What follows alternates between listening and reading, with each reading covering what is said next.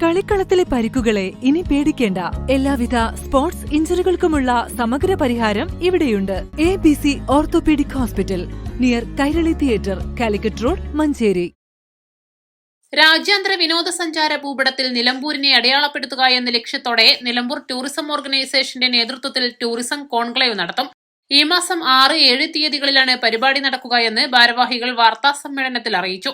2 ദിവസത്തെ കോൺക്ലേവിൽ വിവിധ സംസ്ഥാനങ്ങളിലെ 100 ടൂർ ഓപ്പറേറ്റർമാർ പങ്കെടുക്കും. 8 സെക്ഷനുകളിലായി വിദഗ്ധർ നിലമ്പൂരിന്റെ സാധ്യതകൾ വ്യക്തമാക്കുന്ന പ്രസന്റേഷനുകൾ അവതരിപ്പിക്കും. കോൺക്ലേവിൽ വിവിധ സ്ഥാപനങ്ങളുടെ പ്രദർശന സ്റ്റാളുകളും ഉണ്ടായിരിക്കും. കേന്ദ്ര ടൂറിസം അഡീഷണൽ സെക്രട്ടറി സുമൻ ബില്ല കോൺക്ലേവിന്റെ ഉദ്ഘാടനം നിർവഹിക്കും. നിലമ്പൂർ കരിമ്പുഴ കേരള ഫോറസ്റ്റ് റിസർച്ച് ഇൻസ്റ്റിറ്റ്യൂട്ടാണ് കോൺക്ലേവിന് വേദിയാക്കുക. 2 ദിവസങ്ങളിലും രാവിലെ 9 മുതൽ വൈകിട്ട് 5 വരെയാണ് കോൺക്ലേവ് നടക്കുക. 1 വർഷം നീണ്ടുനിൽക്കുന്ന വിവിധ അനുബന്ധ പരിപാടികളും സംഘടിപ്പിക്കുമെന്നും ആരടൻ ഷൌക്കത്ത് MLA പറഞ്ഞു. ഈ അടുത്ത കാലത്ത് അതൊന്നുകൂടി വിപുലീകരിച്ച് നിലമ്പൂരിനെ ലോക ടൂറിസം ഭൂപടത്തിൽ എത്തിക്കുന്നതിന് വേണ്ടിയുള്ള ഒരു വലിയ പരിശ്രമം എന്ന രീതിയിൽ ഒരു 2 ദിവസത്തെ കോൺക്ലേവ് നിലമ്പൂരിൽ വെച്ച് നടത്താനാണ് തീരുമാനിച്ചത്. ആ കോൺക്ലേവിലേക്ക് ജനുവരി 6-7 തീയതികളിലാണ് നിലമ്പൂരിലെ KFRI കേരള ഫോറസ്റ്റ് റിസർച്ച് ഇൻസ്റ്റിറ്റ്യൂട്ടിന്റെ ആ ഗസ്റ്റ് ഹൗസ് പരിസരമാണ് ഇതിനു വേണ്ടി നമ്മൾ വെന്യൂ ആയിട്ട് തീരുമാനിച്ചിട്ടുള്ളത്. ഈ കോൺക്ലേവിന്റെ ഏറ്റവും വലിയ പ്രത്യേകത ഇന്ത്യയിലെ തന്നെ ടൂറിസം പോളിസികൾ തീരുമാനിക്കുന്ന പോളിസി മേക്കേഴ്സ്, അതുപോലെ തന്നെ സീനിയർ ഗവൺമെന്റ് ഒഫീഷ്യൽസ്, അതായത് യൂണിയൻ മിനിസ്ട്രിയുടെ കീഴിലുള്ള ടൂറിസം ഡിപ്പാർട്ട്മെന്റിൽ നിന്നുള്ള, അതേപോലെ തന്നെ ഇന്ത്യ രാജ്യത്തിന്റെ വിവിധ മേഖലകളിൽ ടൂറിസം രംഗത്ത് സജീവമായി എക്സ്പീരിയൻസ് ഉള്ള ഗവൺമെന്റ് ഒഫീഷ്യൽസ്, അതുപോലെ തന്നെ ടൂറിസം ഇൻഡസ്ട്രിയിലെ ലീഡേഴ്സ്, അതുപോലെ അക്കാഡമിഷ്യൻസ്, അതേപോലെ ലോക്കൽ സ്റ്റേക്ക് ഹോൾഡേഴ്സ് എല്ലാവരും ഒരു പ്ലാറ്റ്ഫോമിൽ ഇരിക്കുന്നു എന്നതാണ് ഇതിന്റെ ഏറ്റവും വലിയ പ്രത്യേകത. എല്ലാവരും ഒരു പ്ലാറ്റ്ഫോമിലേക്ക് വരിക. മാത്രമല്ല 100-ലധികം ഇന്ത്യ രാജ്യത്തെ 100-ലധികം വരുന്ന ടൂർ ഓപ്പറേറ്റേഴ്സ് ഈ ഒരു കോൺക്ലേവിന്റെ ഭാഗമാവുകയാണ്.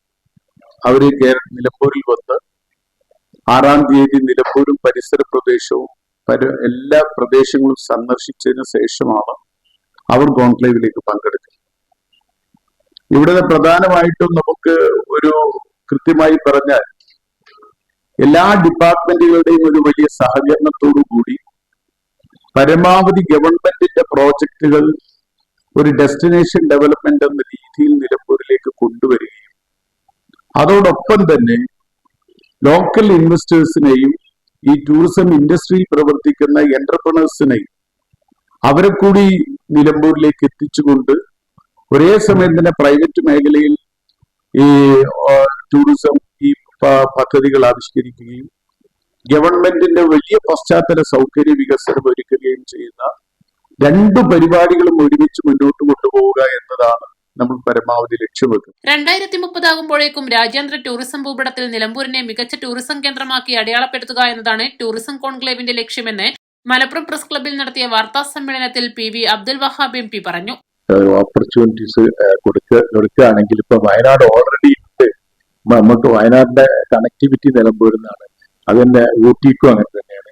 പടമരി, ബന്ദിപ്പൂർ തുടങ്ങിയ എല്ലാ സ്ഥലങ്ങളിലും വളരെ ഐഡിയൽ പ്ലേസ് ആണ്. നിലമ്പൂരിൻ്റെതായ എപ്പോഴും ബാക്കിയുണ്ട്.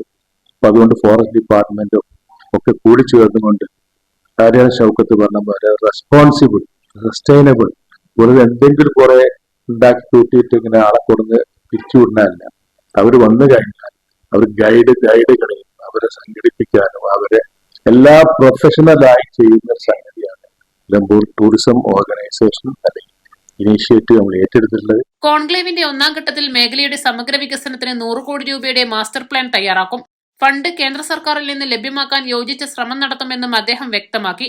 പശ്ചിമഘട്ടത്തിന്റെ ഭാഗമായ നിലമ്പൂരിന്റെ സാംസ്കാരിക പൈതൃകം ഏഷ്യയിലെ അവശേഷിക്കുന്ന ഏക ഗുഹാമനുഷ്യരെന്ന് നരവംശാസ്ത്രജ്ഞർ വിശേഷിപ്പിക്കുന്ന ചോല നായ്ക്കർ സമൂഹം ഭൗമസൂചിക പദവി ലഭിച്ച നിലമ്പൂർ തേക്ക് ലോകത്തിലെ ആദ്യ തേക്ക് മ്യൂസിയം, വനത്തിനെയും പ്രകൃതിയെയും അടുത്തറിയുന്ന നിലമ്പൂരിലെ ടൂറിസം കേന്ദ്രങ്ങൾ തുടങ്ങിയവയെ ലോക ടൂറിസം രംഗത്തിനെ പരിചയപ്പെടുത്തുന്നതാകും ടൂറിസം കോൺക്ലേവ് എന്നും ഭാരവാഹികൾ പറഞ്ഞു. വാർത്താ സമ്മേളനത്തിൽ IDFC foundation MD Eby Thomas, JSS director V Ummer Koya എന്നിവരും പങ്കെടുത്തു. East live, Malappuram.